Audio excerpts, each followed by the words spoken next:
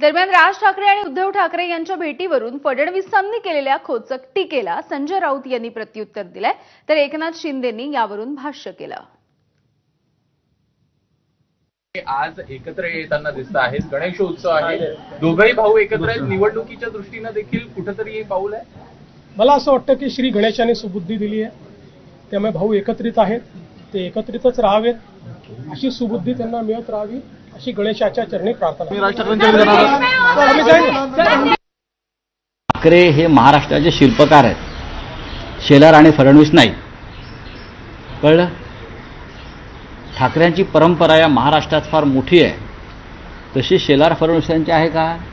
अजिबात नाही. त्याच्यामुळे ठाकरे हे कायम सुबुद्धी घेऊनच जन्माला आलेले असतात. आज शेलार असतील, फडणवीस असतील, मुंबईमध्ये अभिमानाने वावरतायत ना, ती ठाकरेंची कृपा.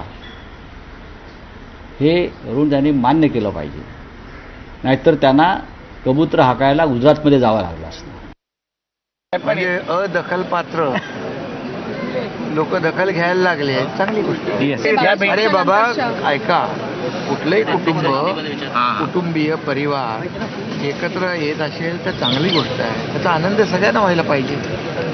आणि त्यामुळे आम्ही त्या सगळ्यांना शुभेच्छा देतो. मी तेच म्हणालो, गणपती बाप्पाने सगळ्यांना सुबुद्धी द्यावी, सद्बुद्धी द्यावी आणि त्याच्यातच सगळ्यांचं कल्याण आहे.